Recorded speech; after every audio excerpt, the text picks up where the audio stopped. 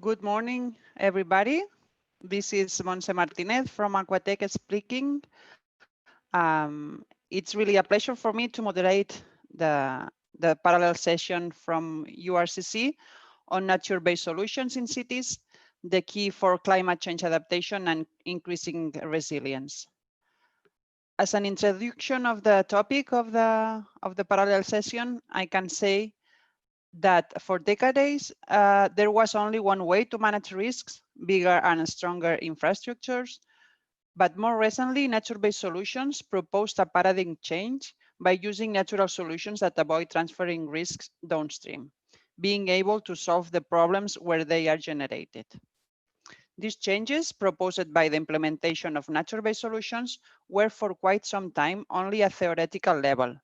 But nowadays, more and more actual implementations are being built everywhere. This session presents at a practical and theoretical levels the benefits of different types of nature-based solutions in completely different urban areas. Let's start the round of presentations of this interesting topic of nature-based solutions with the very welcomed 5 speakers here. I remind you that at the end of the 5 presentations, we will have around 20 to 30 minutes for questions and comments, so that I encourage you all to include your questions or comments in the questions and answers chat enabled on the platform.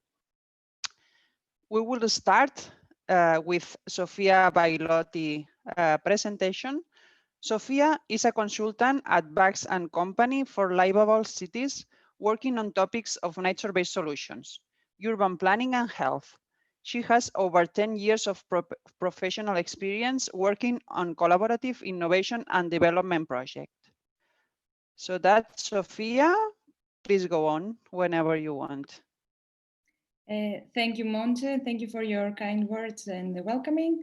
And I'm gonna just start my presentation, share my screen. So yes, so I'll start now. So yes, I'm Sofía Aivalioti. I'm an innovation consultant for livable cities. And today I will talk about integrated co-created nature-based solutions for how to make more livable and resilient cities. Just a few words about Bax & Company. We are an international team. We're based in Barcelona. We're more than 14 people, also working in Utrecht and Cambridge. And we work in various innovation topics with smart cities, smart mobility, climate change adaptation, nature-based solutions, and circular economy. And today I'm going to talk about nature-based solutions as an opportunity for urban resilience. Nature-based solutions provide multiple benefits, environmental, social, and economic. They can create a lot more impact if they are co-created and also co-maintained by the communities and by the different actors within the cities. And also I will touch upon ideas and examples on multi-stakeholder collaborations on how those can lead to more nature-based solution interventions and financial security and scalability. So these are my main points for today. And I will start with just a short introduction on nature-based solutions. I guess you are all here, you're curious about it, you already know a lot about it, so you want to hear something new, so just not gonna present too much. But I'm just going to say that they are usually blue-green infrastructures that not only serve for some climate change adaptation and mitigation services, but they serve for social and they serve for economic values within our communities, and they can support human well-being, biodiversity benefits, and can help various sectors. They have multiple potentials. It's kind of a rather inclusive and new concept of maximizing different benefits, and it's not well measured or not well yet understood how we can make the most of these solutions. Definitely, now we're not talking about just a park, just a green infrastructure, a simple solution for one problem like flood management, for example, but we're talking about all these different disciplines that they involve different players, and we can involve different stakeholders. So it's a very interesting domain and very collaborative. With this talk, I will explain some examples from some cities from Europe that have been working with nature-based solutions. And they are being part of a collaborative scheme that is co-funded by Interreg North Sea region program, and within the project that is called Begin. And also bring some other experiences from those cities outside of the project. So starting with a nice example of Bradford. Bradford is located in the UK, in the mid of of England, more or less. And they had like, in 2017, they started the Shipley Road Improvement Scheme in their city, which was a big highway that would connect Bradford with Shipley. It started as a grey infrastructure, a very big investment program, 47 million pounds. And now it's been like in collaboration within this year, they start working, the engineers start working with the restoration, conservation groups and the landscapers. And then the landscape team decided to like start piloting few smaller pocket parks that could use and co-create with the citizens in order to green and mitigate some of the bad impacts of this big scheme. So let's say the noise, air pollution, and so on. So it ended up like little by little and year by year having like multiple points and pocket parks along the road scheme, as you can see on the right hand on this map, and like ending up greening the whole scheme. This was a very initial project for the city of Bradford. It ended up very successful and receiving a lot of political support, and even reaching to the point of mainstreaming this policy and making it as a whenever there is a new infrastructure program, like to consider and to include and to incorporate nature-based solutions and green infrastructure in order to take the most of it. It was also created a lot of community projects, and citizens were very keen, and groups of citizens, to be involved and design those spaces and make them yours and be part of this transformation of the city. Moving forward, we have the example of Enfield, a little bit north from London, again in the UK. And here also, again, it started with a wetland project for flood and water management, as you see on the left. And it was ended up being like a very interesting community park that is now co-maintained, is being maintained, by the community, by the group of Friends of Fairs Farm. So in the first place, they design how they want to use the space, what do they want from the space. So they ended up with some paths and biodiversity routes, and also, like as you can see on the right hand side, they have now like outdoor classrooms that they can use for educational purposes. So they use the space, they transform it in a way that community likes it, and now these groups, they go and maintain it and create community activities, and for creating the social cohesion, improving the overall area and the use. Also, an important thing to mention on this park is also some companies have been involved in the maintenance of the park, in programs of corporate social responsibility. So also like employees go there, work, connect with the city, and support the park. And making the city, at the end of the day, using these community groups and the companies and the employers, reducing actually the cost of maintenance for the city. So unburden the city, and the citizens feeling more ownership of their place. Going forward, we have also a very nice example. Like shortly, I will mention this. It's about rain playgrounds in Gothenburg. So in Gothenburg, of course, like the weather is a challenge, how they can maintain people going outside, using the outdoor space, enjoying even if it's rain. So they use multiple public consultations. They consulted with different age groups from the citizens. And they ended up with a very beautiful design that has like imitates the nature. It has different spots of play for the kids. And with artists, they developed this kind of installation. So in order to bring the public space into the human dimension and deal with the needs of the community. So it's a very successful and joyful project. And just like looking a little bit on the co-creation, within these 10 cities that we are working with and with the examples that we have, we see like co-creation has been a very, it's a quite demanding work. It needs a lot of attention, but it's not always relevant in a project like this. So it can be really much important in the beginning of the project, in the design, when the citizens need to be involved, need to be part of it in order to feel like they are part of the public space, they are being heard, and they use it on their own benefits.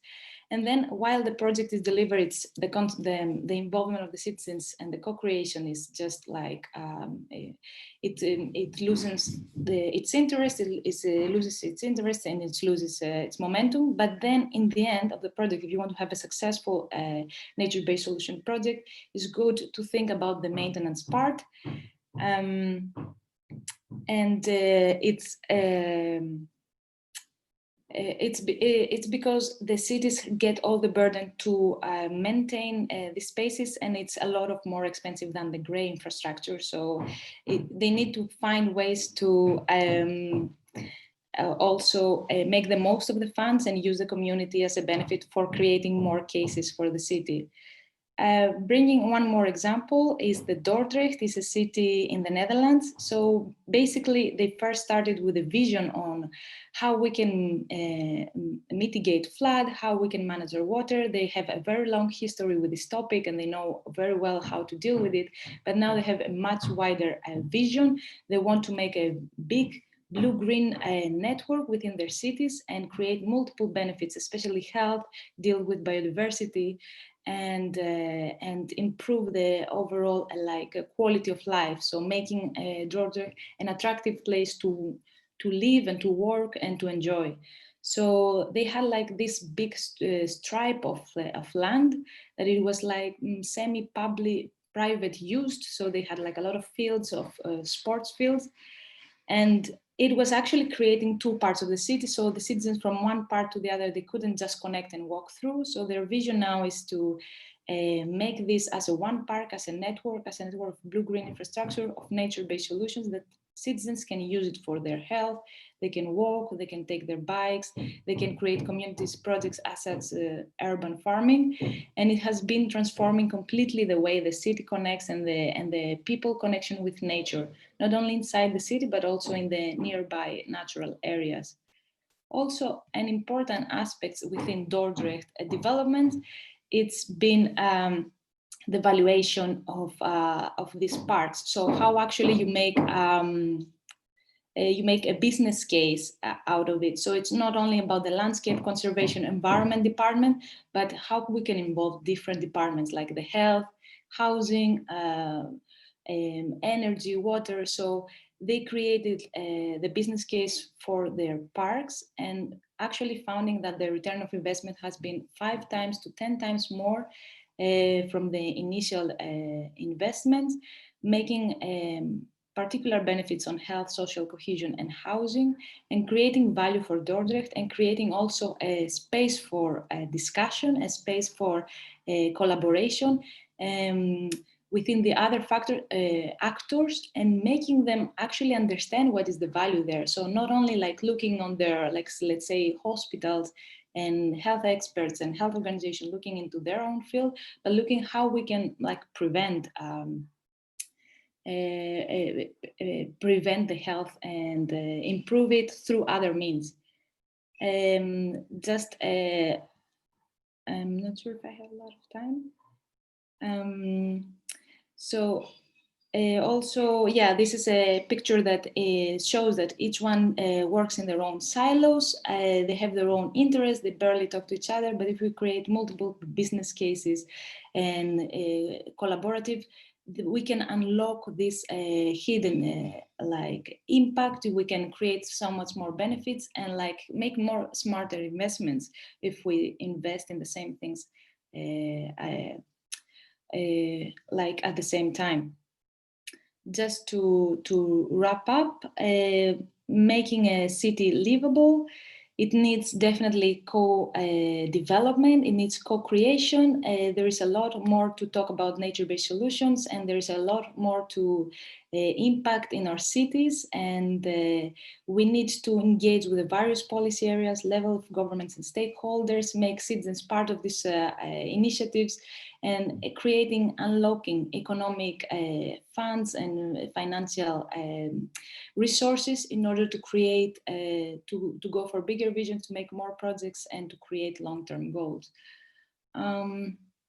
This is all the actors that they're involved in this project. So we have like 10 cities, we have 6 research and institutes and experts, and that they work together and they exchange and inspire each other with best practices.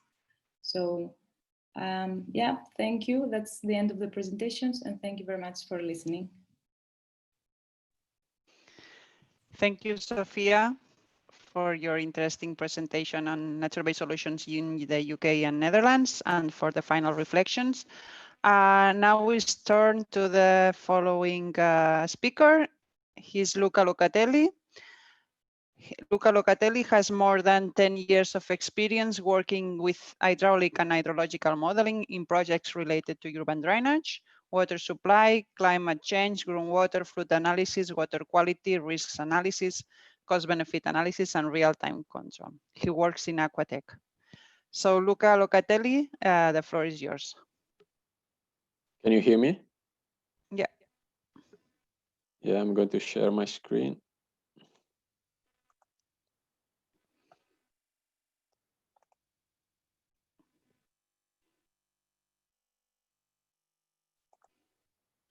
Can you see my screen? Yes. Okay. All right. Now it's full screen, the presentation, right? Yes. Okay, perfect. Thank you, Montse. Good morning, everyone. The title of this presentation is Socioeconomic Assessment of Green Infrastructure for Climate Change Adaptation in the Context of Urban Drainage Planning. So I'm Luca Locatelli, that Montse already introduced me, and this is a work that we have done in Aquatech and Cetaqua, together with my colleagues Maria Guerrero, Beniamino Russo, Eduardo Martínez, David Suñer, and Montse Martínez. So the objective of this work is to present a socioeconomic assessment of green infrastructure useful for urban drainage planning. So it's based, this whole study, on a conventional cost-benefit analysis, and we included multiple benefits. So in this cost-benefit analysis, we have several categories of benefits that I'm going to present later. So for instance, flood, combined sewer overflows, wastewater treatment, air quality improvements, high-staked values. But okay, so this is a work that it's been presented on a scientific journal, so you can find all the details in this publication. And here I simply give an overview of the study. It was a study that was done in the framework of 2 Horizon 2020 European projects, Bingo and RESCCUE. Okay, so we have 2 different case studies that I'm going to present today. The first one is the green infrastructure planning scenario in Barcelona. So we have an urban drainage planning scenario based on sustainable urban drainage systems. So there, together with the Barcelona City Council, we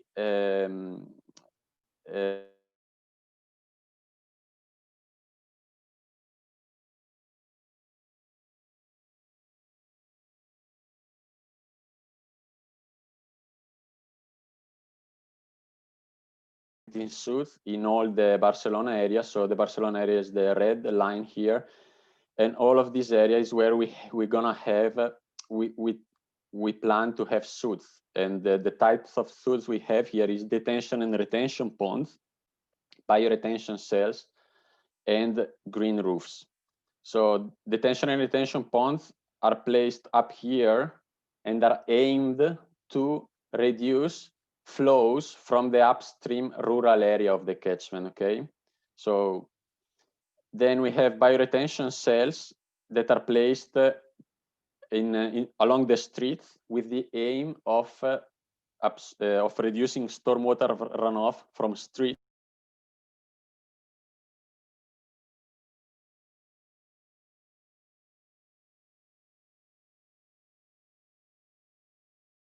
So we can see some zoom in areas here, and we can see that Barcelona is highly impermeable. We have a very high imperviousness. So with this green infrastructure, we aim to reduce such imperviousness. The other case study we have is Badalona. It's a smaller city compared to Barcelona. Nevertheless, it has approximately 200,000 inhabitants. It's a 20 square kilometer catchment. It's very densely urbanized also. And the green infrastructure, in this case, we have infiltration trenches, permeable pavements, green roof. In the case of Badalona, it was decided not to go for a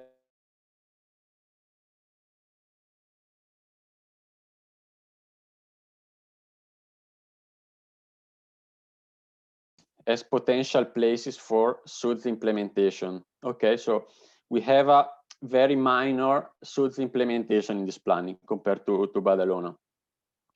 And it's simply together with the stakeholder, we defined this potential planning SUDS scenario, okay? So the first step to build up a cost-benefit analysis for the two cities is, of course, to assess the costs of the infrastructure, and we have to assess both construction costs and is what we see here, capex.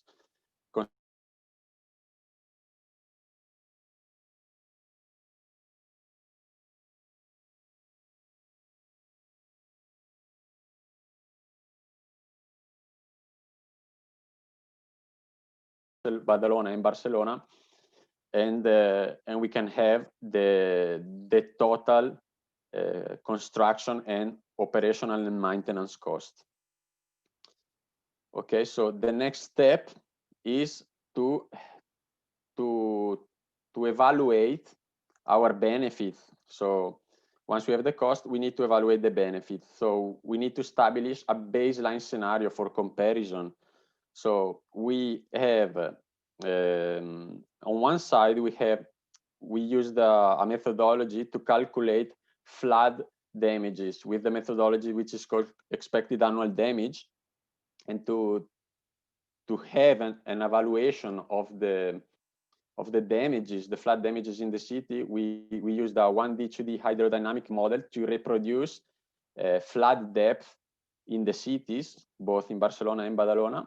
And then we used flood damage curves to spatially describe the damages at a level of the building. So a very detailed flood damage model in one side.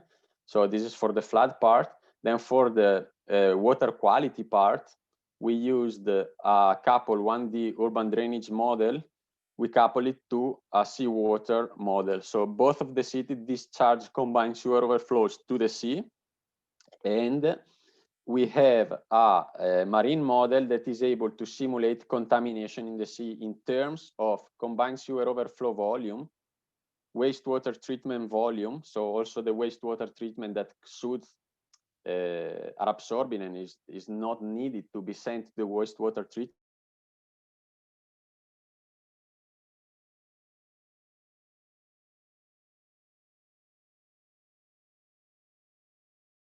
On the coastal sectors like restaurants, port activities, fisheries, and so on. Okay, so we did define 3 different categories of benefits, okay? We can see here the first category of benefit is benefit derived from flood damage reduction. So flood benefit. The second block is benefit derived from water quality improvement. So we have the first block flood, second block water quality, and then a third block which is additional benefit. We're going to see the details of this. So for flood damages, we calculate avoided direct and indirect flood damage costs. In terms of water quality, we calculated avoided environmental damage due to combined sewer overflows to the receiving water bodies. Then we have avoided costs of combined wastewater treatment. So the water that we do not send to the treatment plant because we manage it locally with suits. And then we have avoided indirect damages to coastal economies. So due to seawater pollution and the beach closure, all these economical effects. Then additional benefits we also consider is added aesthetic value. So the value of houses, for instance, can be increased due to construction of green areas, air quality improvement, habitat provision, so biodiversity, reduction of urban heat highland effect, and energy consumption. Okay, so we run our models, we compute all these different benefits for both Barcelona and Barcelona, for Badalona and Barcelona.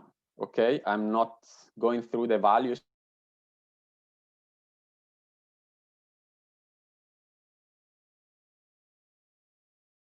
We have such a picture where flood benefits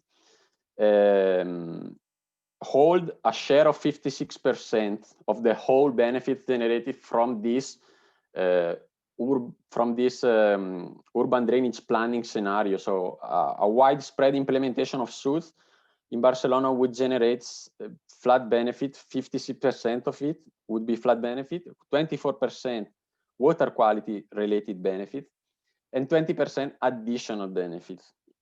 Okay, whereas in Badalona, where a more localized and less ambitious plan, we have a very different picture. We have 89% additional benefit and 6% and 5% of flood and water quality benefits. So 2 very different pictures.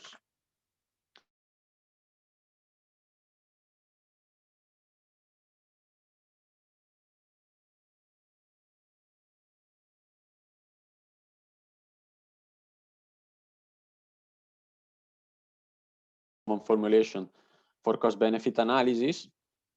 We have a 80-year in planning evaluation term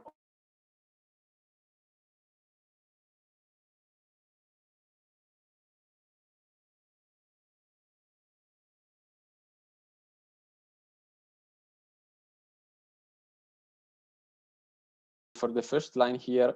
After 20 years, we are able to get positive benefits. Okay, so these 3 lines represent 3 different the 3 different categories of benefits that I've shown before. So the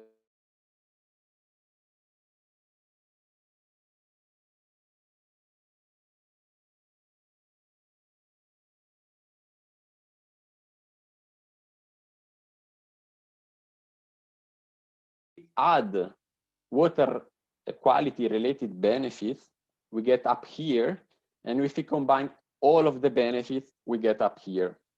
So we can see this kind of sensitivity scenario where you go from only considering flood, which is mostly common, mostly conventional cost benefit analysis in normal drainage, only consider flood, and here water quality and also environmental benefits.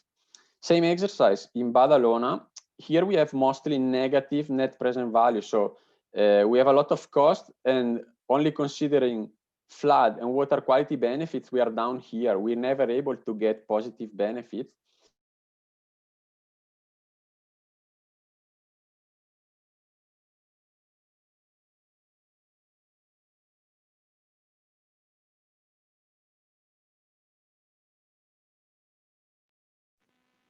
a widespread implementation planning, a very ambitious one, and implemented suits only in few areas where well, we thought it was real that they could be implemented in the future, resulting in a not very positive scenario.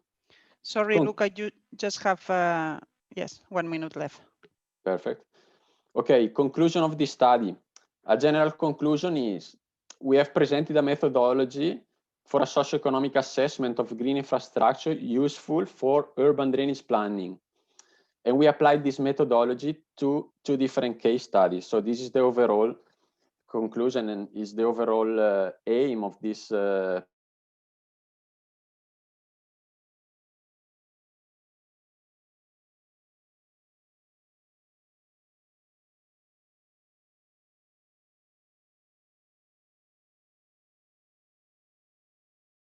damages, while in Barcelona it was additional benefit like added value of property and habitat creation.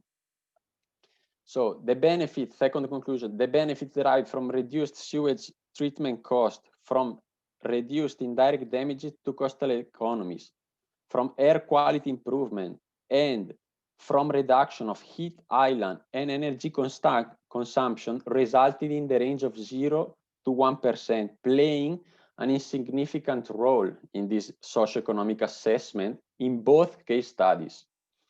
The calculated cumulative net present value in Badalona became positive after 10, 11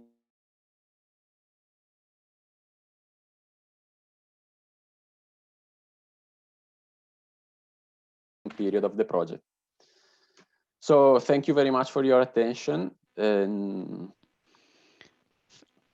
Thank you, Luca. And sorry to the audience because we had some technical problems. Sometimes we lost you, but thanks to the slides, we could follow perfectly your presentation.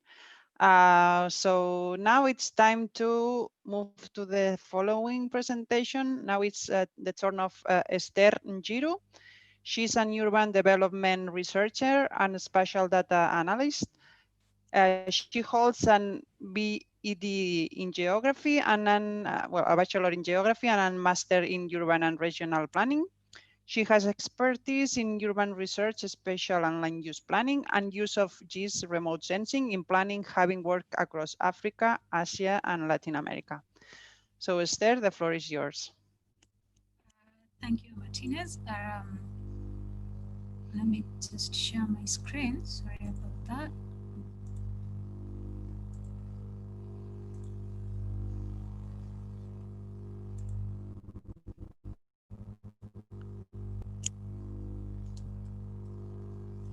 So my presentation will be focusing on an ongoing study that we are seeking to see the role that green urban spaces could play in building climate resilient cities. In this case, we are focusing in one of the rapidly urbanizing cities in Africa, in sub-Saharan Africa, that's Nairobi City. As we all are aware that urban development affects biodiversity and ecosystem functions in various ways that have been extensively studied and given and the results given out in research. It also affects local and regional climate, and this scenario leads to a phenomenon that scientists or researchers in urban climate call the urban heat island, which is an increase in local temperatures, mainly caused by the frequent replacement of the soft surfaces or the green surfaces by the impervious surfaces. From an environment perspective, actually, we see that urban green spaces are they play a very key role in not only reducing temperatures through cooling, but also they do play roles in the socio-economic bit of it. But for this study, we are mainly focusing on the environmental perspective or the potential contribution of the urban green spaces. As you are aware, there's rapid and unplanned and urbanization that is being experienced in Africa. We have some of the largest cities in the world. We have two that come from Africa. We have Lagos and we have Kinshasa. But also we have cities like Nairobi, which keep increasing both in population and the spatial extent. And going back to the immense benefits that have been documented widely and globally on the benefits of green spaces, we find that these areas or these spaces keep depleting, or they are depleting at very high rates in cities, in cities and urban areas globally, and also within sub-Saharan Africa. And this is being led to, this led to asking a few questions on, do we really understand or do we really see the need to preserve these areas? Are we just assuming that since we are in Africa, or we are not recording heat waves as we've seen happening in some parts of the global north, does it mean that we are essentially safe from climate impacts, such as, increasing temperatures? So this, based from that notion, it formed the need to study. And what I'm presenting today is basically like the platform of a broader study that is focusing on the interrelationship between green spaces, urban microclimate, and seeking to see if there is a potential on using urban green spaces to save building energy, and with a concentration in sub-Saharan Africa. So for this study, mainly we focused on the relationship between the urban heat island and land use or land cover, and we were seeking to understand the impact of landscape structure on various land surface temperature variations, which is a measure of, or it is the measure used to quantify urban heat island phenomenon. So we were seeking to answer a few questions. Or what are the changes in area coverage of land cover type? This was just to basically see how the built up area is increasing over a certain time period, the spatial pattern of land surface temperature as a measure for UHI, and the relationship between land surface temperature and land cover, focusing on the vegetation greenness, the type and configuration of this land cover, and basically mention some of the challenges that are facing the management of green urban spaces. And this would lead to answering the question on why nature-based solution implementation is still inadequate in major cities and urban areas. So just like I mentioned earlier, the focus of this study is Nairobi, currently or still known as the green city under the sun. And this is because the city enjoys what I would call a bit of greenness within it. Or we have the national park, and we have quite an interesting mix of the rainforest and savanna grasslands.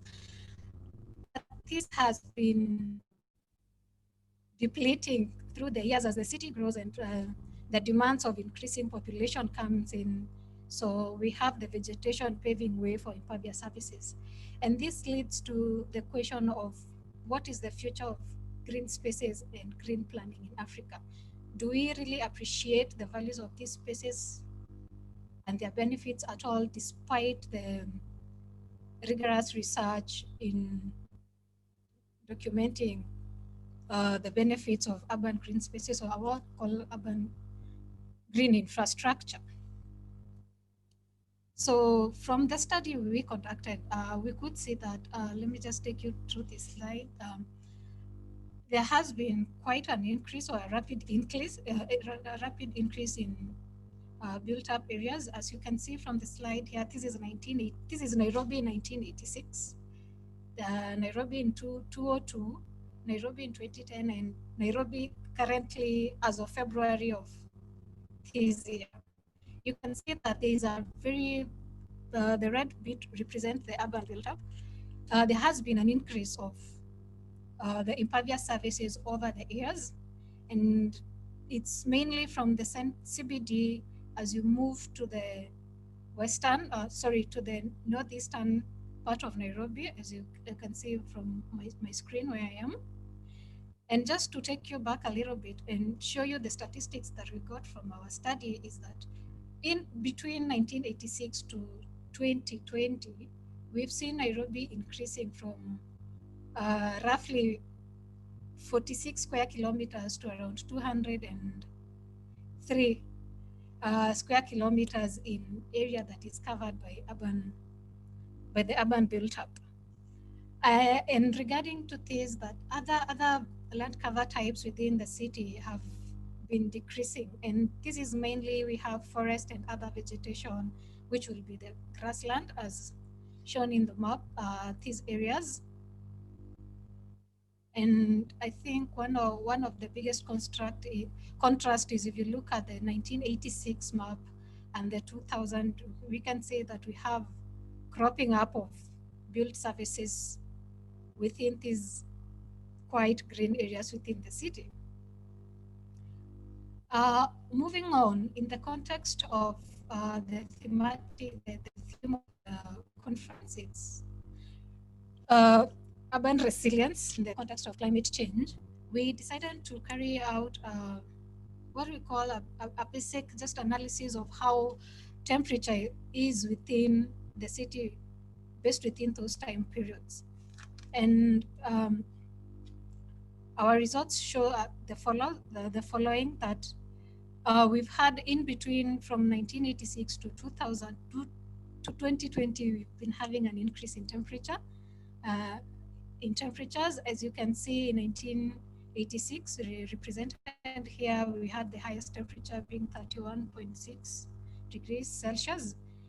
And coming back to the recent year, we have a 36 degree increase in temperature. What you'd notice as a contrast is in between the 2002 and 2010, there was a slight decrease with the temperatures recorded, and this is because in 2010 we used an image that was depicting the coldest season of the coldest month within the city. So that's why you can see we have a bit of a decrease in temperature, but regardless, from the start of the year to the end of the study period, you can see that we have been experiencing an increase in temperatures. And the blue areas, these represents areas that have a higher density of green spaces. These would represent a forest. This is Gom forest. This would be Karura forest. And you can see that these areas have maintained a stable temperature that is within 15 to 20 degrees Celsius within the city. If we look at the associated variations of land surface temperature by land use cover, we could see that the bare land and the urban built-up exhibit the highest mean values of land surface temperature within the city. And in contrast, we have the forest and other vegetations exhibiting lowest LST values. And this would translate to mean that there is a relationship between the amount of, there is simply a relationship between having green spaces and not having green spaces within the city. If we look at one of the variables that we used for vegetation greenness, which we normally call the NDVI, we can see that in areas where we have aspects of green spaces, we have higher NDVI values. In areas where we have built-up surfaces, we have low vegetation greenness values. And just basically within the study, it's to show that where you have higher NDVI values or higher vegetation values, you're going to get when you have higher NDVI values associated with the different land uses, you're going to have sorry, my screen froze. You're going to have lower LST values. This is to mean that urban green spaces could be or do serve as a solution to mitigate temperatures within the cities. And just moving forward to the conclusions that we found within the study, it's quite a detailed study, so I couldn't put the entire findings within it. Basically, we have that areas with high vegetation greenness will typically have lower values of LST, but this correlation could also be influenced by soil moisture conditions and evapotranspiration of surface.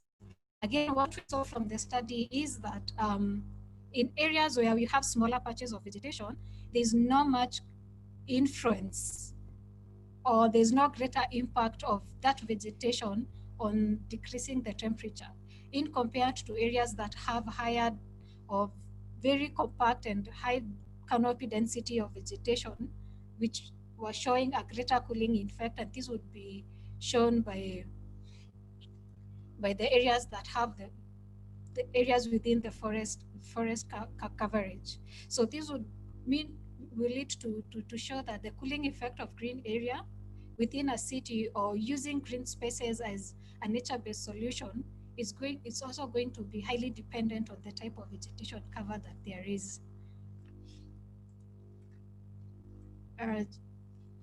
Again, as much as we pride ourselves in saying that Nairobi is a city under the green sun and we does have a substantial amount of green space under the sun, there's still the evidence of the UHI effect. And this requires for the city planning or the relevant authorities or the stakeholders involved to think of the future, how to future-proof the city in light of the developments that are occurring without, substantially decreasing the amount of green space. So just to conclude on this presentation. Yes, sorry, Esther, you have just less than 1 minute left. Okay, thank you. Just to conclude, from the results of the study, of course, it shows that there's an increase, that the increase in vegetation abundance or increase of vegetation within our cities and urban areas could be one of the mitigation effects to overcome LST. However, this will require a paradigm shift on rethinking the role of green infrastructure, but within and planning for environmentally or socially acceptable, and as well as having accountable land administration processes. Again, the usage of nature-based solution must include strong visions and strategic oriented planning, and that will need to see new governing modes and partnerships, as my previous, as Sofía mentioned in her presentation, that nature-based solutions, even adaptation and implementation, is not a silo adaptation implementation strategy. It requires working collectively as a group, and that would be the end of my presentation. Okay, thank you, Esther, for this interesting presentation with the examples on Nairobi. Now it's turn to the following speaker. It's Nuno Pimentel. He has its bachelor and master's in civil engineering. He's specialized in hydraulics engineering by the ISTUL in Portugal. And he is a research and developer and innovation engineer at Aguas do Tejo Atlántico, with expertise in databases and data analysis of wastewater treatment process data. So Nuno, the floor is yours.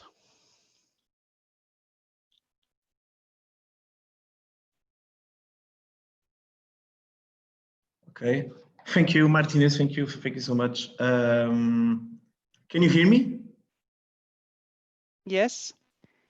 Okay. Okay, my presentation is going to be a little bit off topic when we watch the previous presentations, because it's about treatment process, especially the wet weather treatment lines and as an adaptation measure for climate change events in Lisbon. I'm talking about, I'll be talking about two specific infrastructures that belongs to Águas do Tejo Atlântico and are placed in Lisbon. So first, okay, let's talk about, sorry.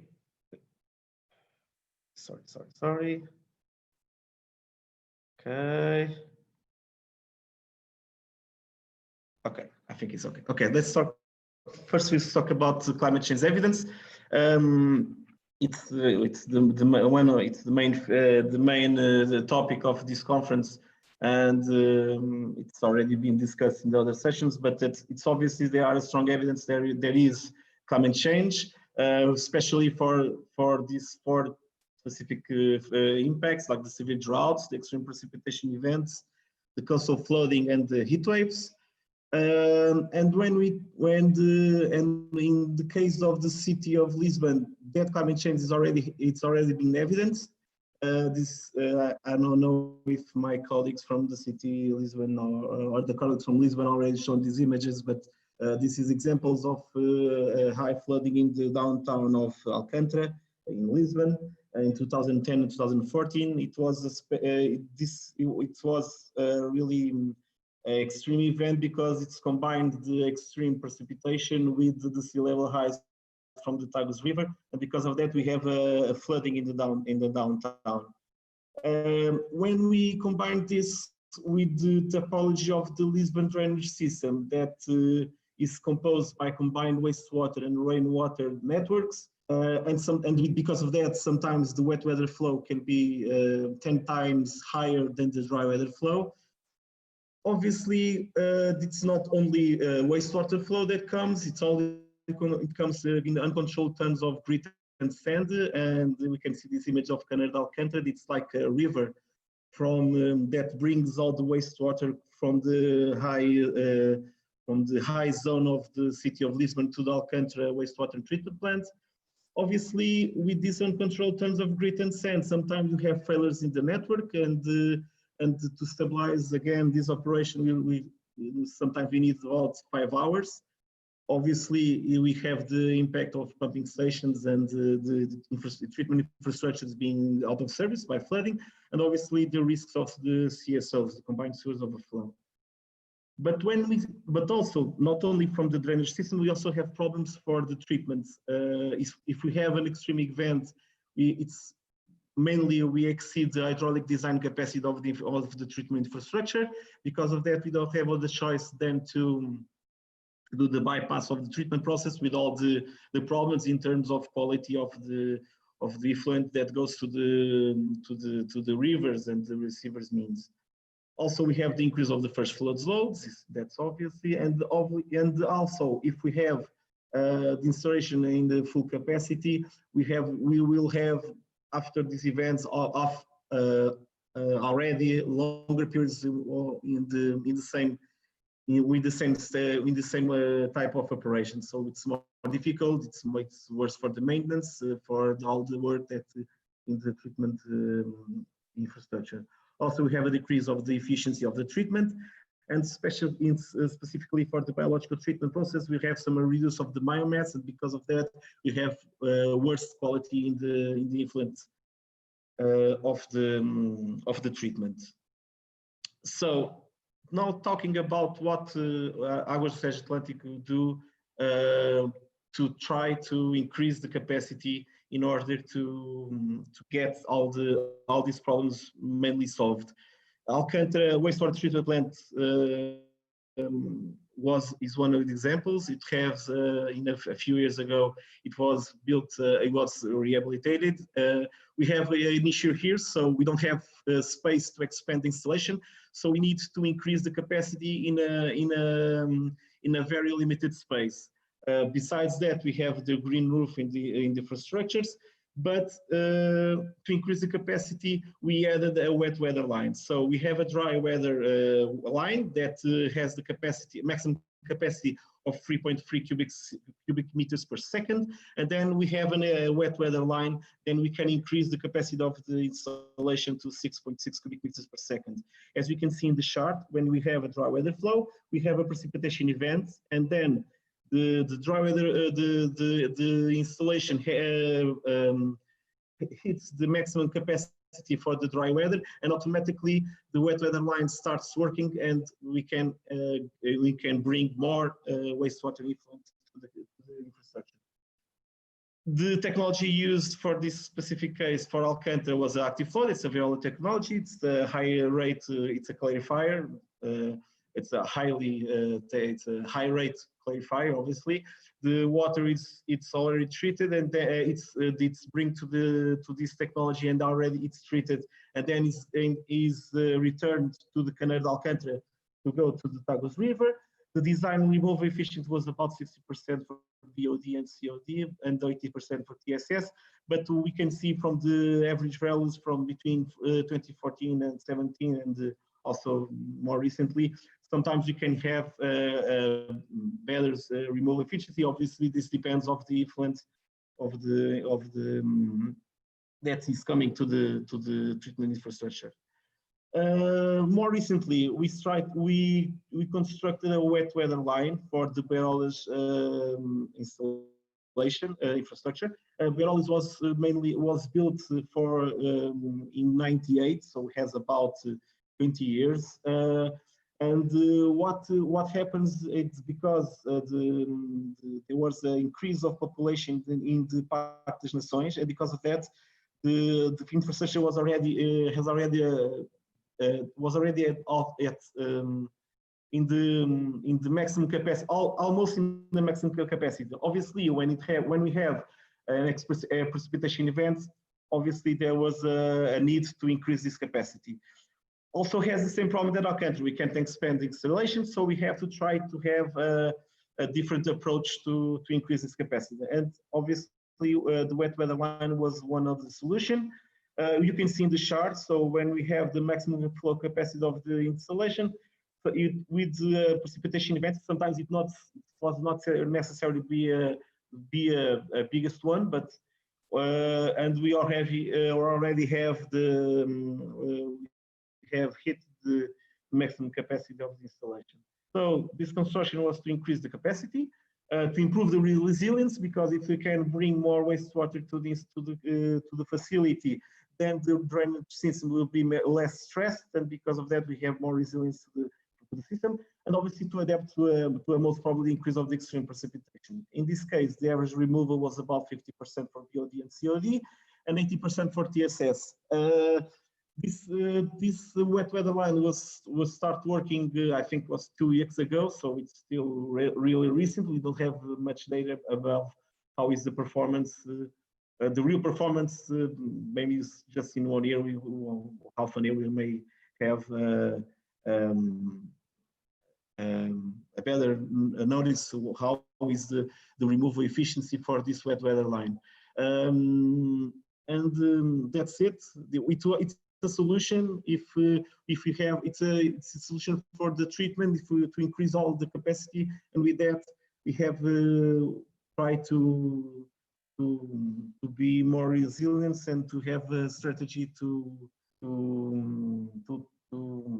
challenge this climate change, especially for Lisbon. It's the extreme precipitation events, and that's it.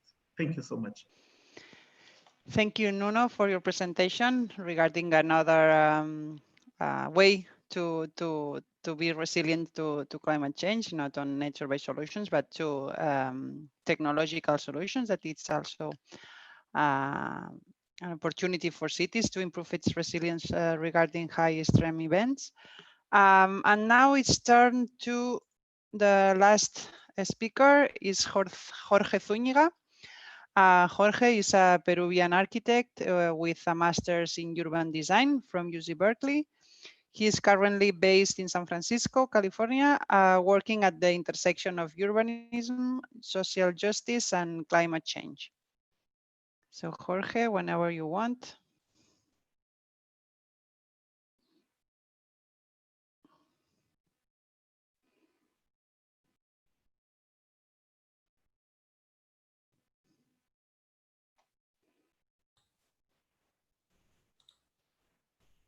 Hi, everyone.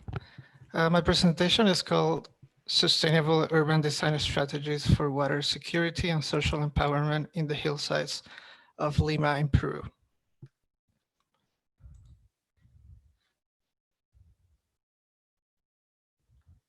So this was basically an exercise in speculation, taking in consideration that Lima is a city that is in a desert, and there's very little rain, so there's a lot of possibilities that in the future there will be water shortages. And using the context of 2018, where the city of Cape Town was running out of water, I imagine what would happen in the future if also Lima would run out of water, and how we can adapt the city to be more resilient to droughts. So Lima is a really big city of almost 10 million people. And there's a lot of inequalities in the city. We can see that in the center, you have this population with highest incomes, and in the peripheries, the population with lowest incomes. And as we can see in the picture, they are very different urban environments, one very green and one very dry. And that also is reflected in how much green public space there exists in the city. It's mostly concentrated in the center, and as well as the connection to the formal water supply and how much water is consumed. We can see that there's a very big difference between the center and the peripheries. So the problem here is that the neighborhoods that occupy the hillsides that are in the periphery of the city are the most vulnerable to water shortages, and currently they also lack proper infrastructure and public space. Doing like an analysis of the ecosystems that exist right now in Lima, I found that there's this particular ecosystem called the lomas that are these green areas that you see in the map that are created during the winter months because of the fog that is created in the ocean, travels and collides with the hills that surround the city, and this fog condensates and transforms this very arid environment into a completely lush and green ecosystem during the winters. And this, the lomas, this ecosystem is a very special place that has a lot of flora and fauna that is endemic of the place. So currently there are activists and communities that are taking advantage of these characteristics of the lomas. So some people are creating these devices that catch water from the fog to collect some water to use for their houses. Other people are doing urban agriculture and using the endemic flora of the lomas to basically create like a micro agricultural economy. And there's other lomas that are currently used as recreational spaces. So what I was thinking is that the lomas can be this catalyzer to transform this very unsustainable way that Lima consumes and produces waste to a more circular system where the lomas could provide water and food to some communities in Lima. So this would be harvested locally, but also give back to the loma through composting or recharging the ecosystem with more water. So I think that these lomas are an opportunity to create this circular system of resources and economies that end up connecting the population in the hills that are the informal city to the communities that are closer to the ocean, that are the more formal neighborhoods. So this way is an opportunity to start creating this transversal understanding of the city through these green connections that connect the hills to the ocean. So the hypothesis of my project is that scaling up these existing practices of fog catching and urban agriculture can provide an additional water supply and help create a local agroeconomy for these neighborhoods. And this system can also provide new resilient infrastructure and public spaces. So the neighborhood where I focus my project is called Villa Maria, and we can see that it's a neighborhood that is well served by public transit, so that is a very big asset. And it also has the biggest area of lomas that exists in Lima. That is this green area that we can see in the map. So Villa Maria also has like a very important movement of urban agriculture happening right now that is mainly led by women. And I think that it's a great opportunity to test this hypothesis since there's already, these things are already happening by the population. So doing an analysis of the open space that exists right now in Villa Maria, I found this very clear corridor that connects the lomas to like a metropolitan park through this urban void that right now is not being used, and some people are using it to have little community farms. So this urban void connects to the lomas through this street here. That is this black line. And this actually ends up connecting like different experiences of agriculture that the population is doing. But in the end, all of these experiences face the same problem, that is the lack of water. So how can we secure water like through the whole year? And if the potential supply that the loans provides is not enough and it only happens like through some months, and maybe its future is uncertain, what alternative supply can be generated? So this is the system that I imagine, that is a system of water storage through these public tanks that will collect water from the fog catchers, but also could collect water from the houses that are actually connected to the water supply. So deviating their wastewater to a treatment area that could then go to the public tank. And this water can be used for public realm improvements, as an emergency storage for the houses that are not connected to the water supply, and also for agriculture.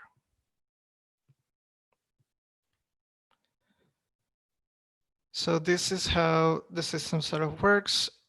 The upper part of the hill, we have the fog catchers, and the water would travel downhill and made stops at these public tanks that end up becoming like these centers of micro neighborhoods.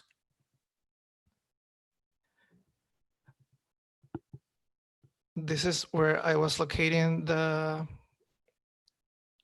public tanks, and these are some numbers. Like for this particular area to work, we would need 9,000 square meters of fog catchers and the wastewater of 800 houses.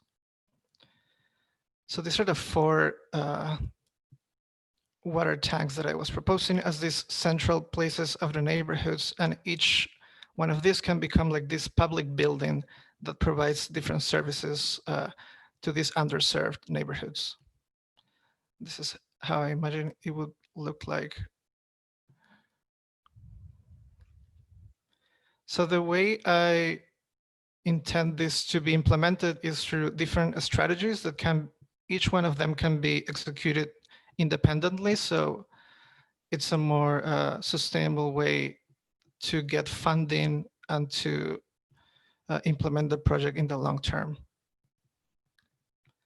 So I wanted to talk about the first strategy, that is the fog catching ritual.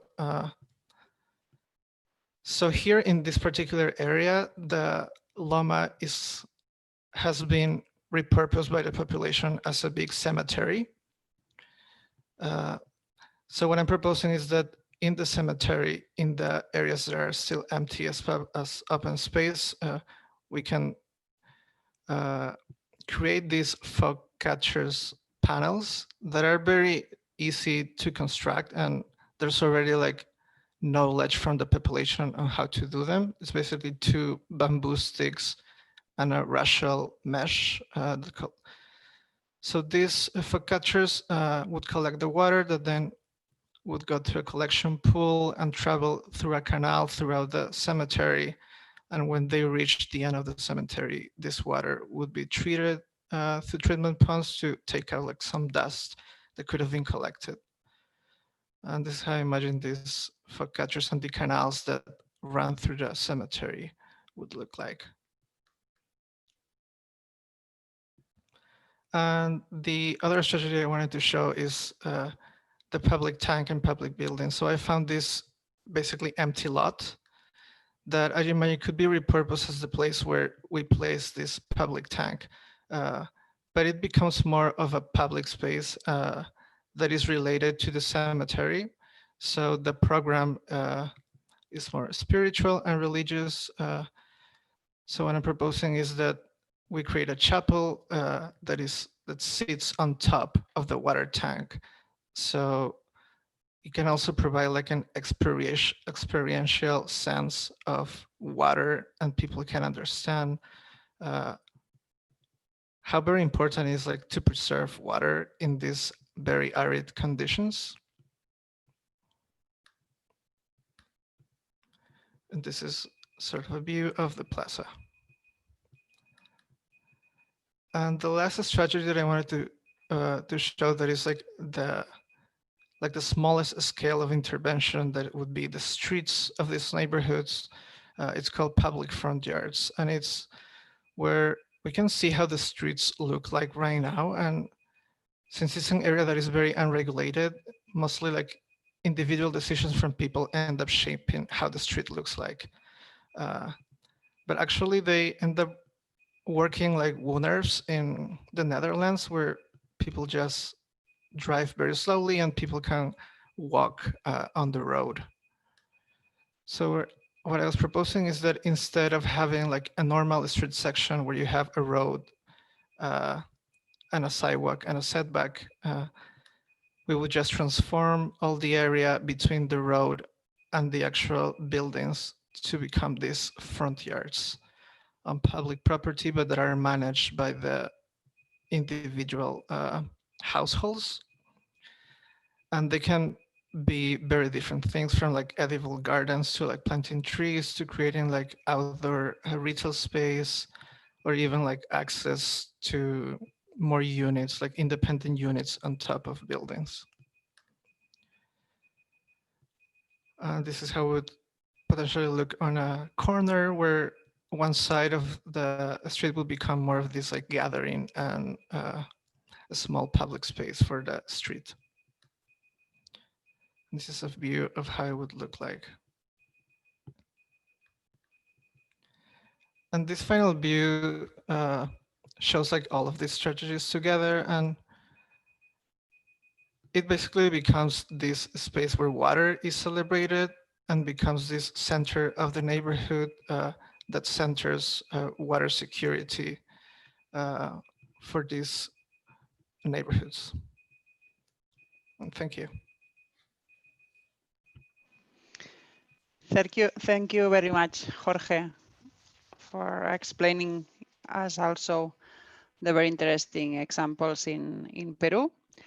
Now it's time for the questions and answers section. I remind the attendees that you can still post some questions during these last minutes in the questions and answer section of the platform.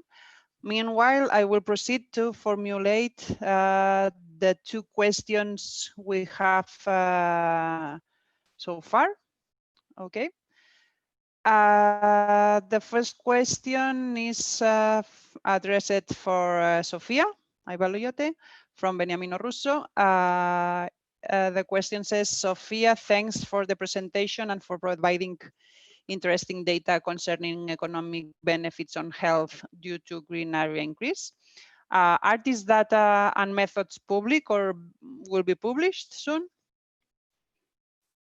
Yes, thank you very much for the question. We are mostly using the tool named BEST. It's developed by Syria it's a UK-based organization. And this is where we have all their data. The data for the projects are public, so they can be found either in the website or they can contact to me directly and I can share them. And yeah, it's about associated for Dordrecht for health, social cohesion, and just putting some monetary values about them. So I will be happy to receive your questions and tell you and navigate you where to look. Okay, thank you, Sofía. And the following question is also for Sofía. For the case of Enfield, were there any limitations regarding stakeholder involvement? And also, did an exchange of knowledge between actors take place?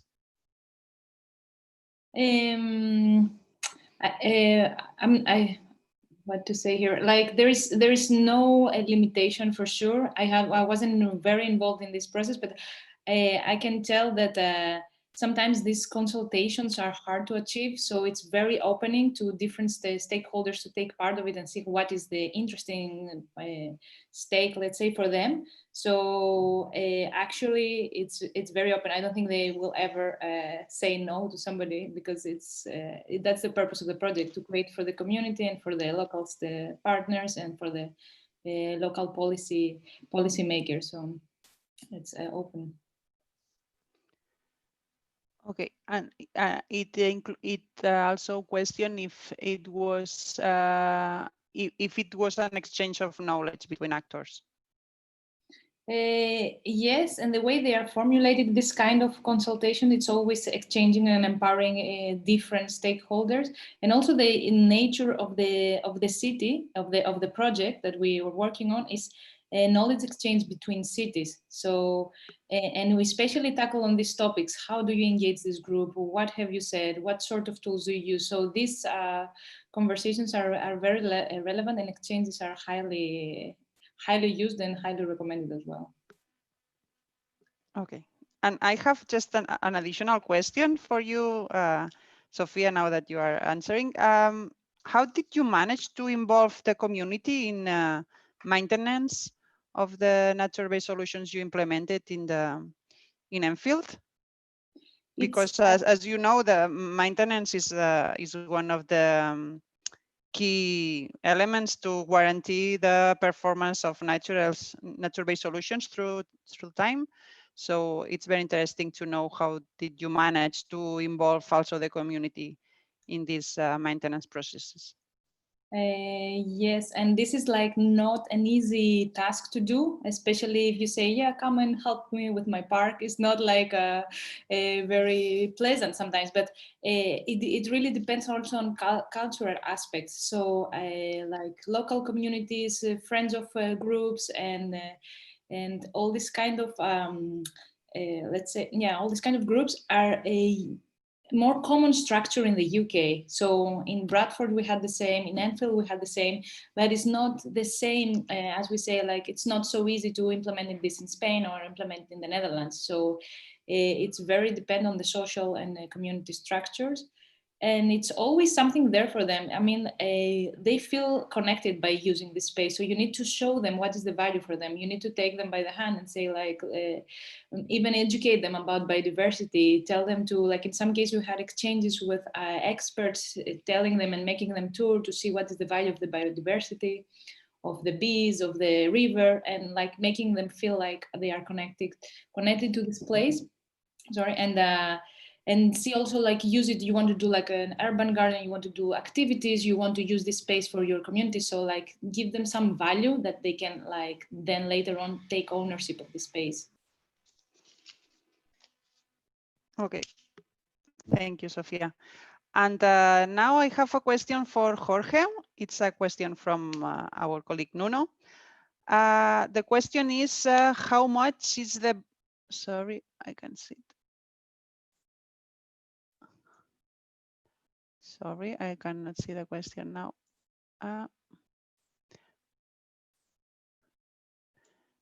Yeah, how much is the volume of water that is produced with the fog catcher?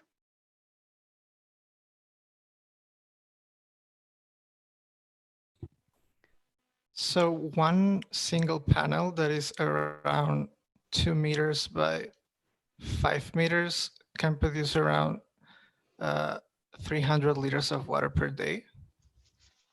Mm-hmm.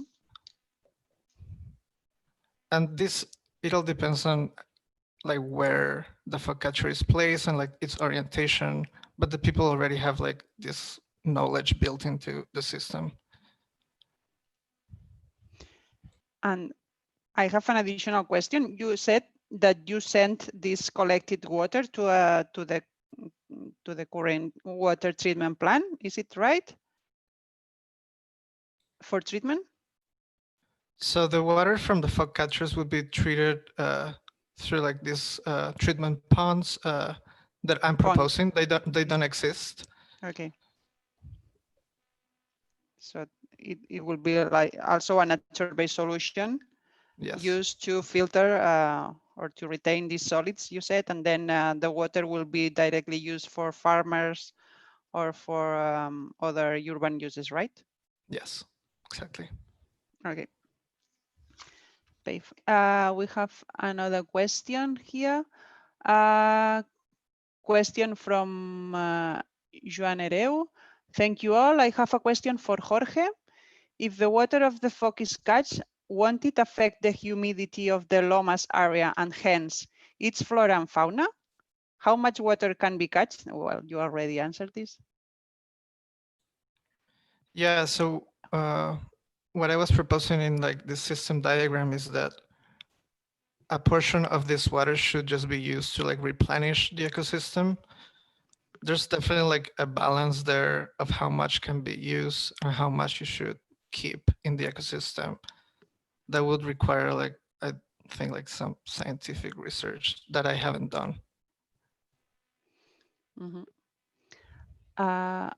Another question for Jorge. Thank you for your presentations. I think Jorge's project is a very accurate approach for solving real problems in Latin American context.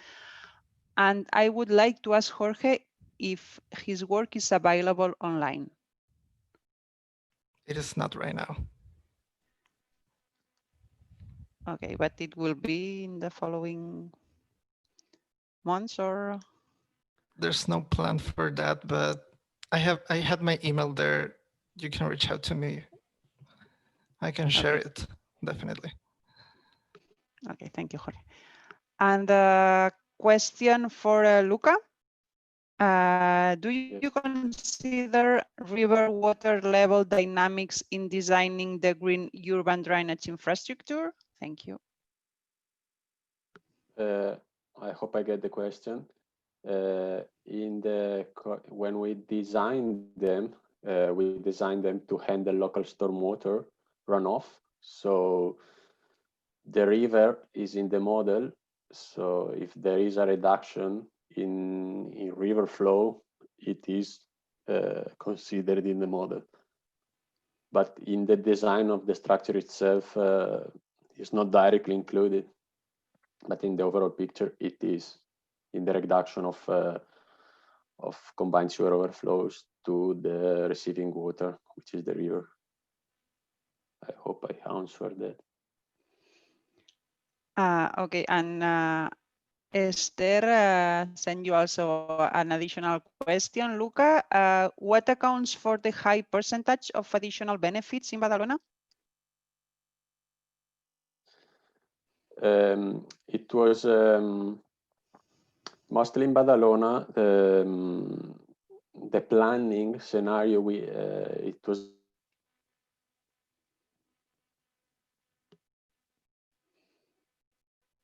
Sorry, Luca, we lost you. Can you start again? Can you? We lost your answer. We lost you again.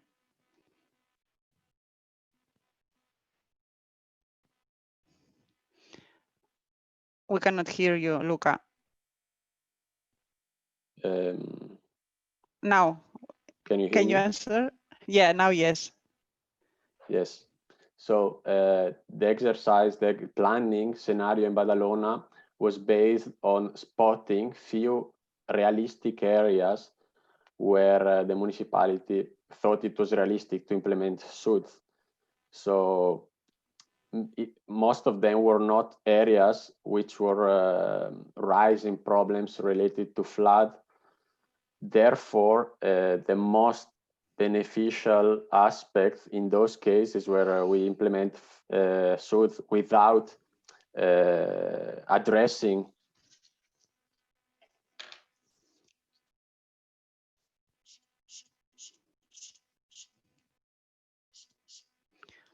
Sorry, look, I think that we cannot proceed with your answer because maybe you have problems with your internet connection.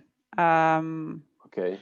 Maybe you can answer Esther by email afterwards or in the chat. You can answer also in the chat.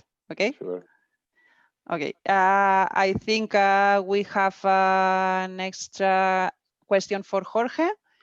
Do you have an idea how is the quality of the collected water without any treatment? The water mostly has like remnants of dust because it's a very dusty area. So that's the only thing that you need to be treated. So it doesn't need like a very extensive treatment. Okay. So I think we don't have any time for new questions. So I will closing this session. Thank you very much for all the speakers. I think we did a very wide approach to nature-based solutions. We explained, thanks to Sofía, the applications in the UK and in the Netherlands. We stressed the fact that maintenance of these nature-based solutions is necessary and is key to maintain its effectiveness, and how we can engage community to perform tasks such as this maintenance. Also, Luca presented us how the cost-benefit analysis is such necessary to demonstrate the benefits and to push towards the implementation of nature-based solutions in our city. Also, Esther told us about how proper planning and design is necessary to obtain benefits from nature-based solutions, such as the decrease in the heat island effects in cities as Nairobi. And we had also a very interesting approach of alternative wet weather treatments, such as the ones presented for Alcántara wastewater treatment plants, where they added a wet weather line. This is a technological solution, but I understand that these kind of technologies play also a key role to increase resilience of our cities. And finally, Jorge explained us a very sustainable approach for cities like Lima in Peru, where also community was involved and was one of the receivers of these benefits of nature-based solutions, like the farmers in the Lomas. So now it's time to close this session. Thank you very much for attending this this interesting set of presentations. I remind you that now we have the closing plenary session, and you can connect to the link because it's starting right now at 12:30. Okay, so thank you very much again, and see you soon. Bye-bye. Thank you. Bye-bye. Bye. Thank you. Thank you, everyone. Bye. Thank you. Bye.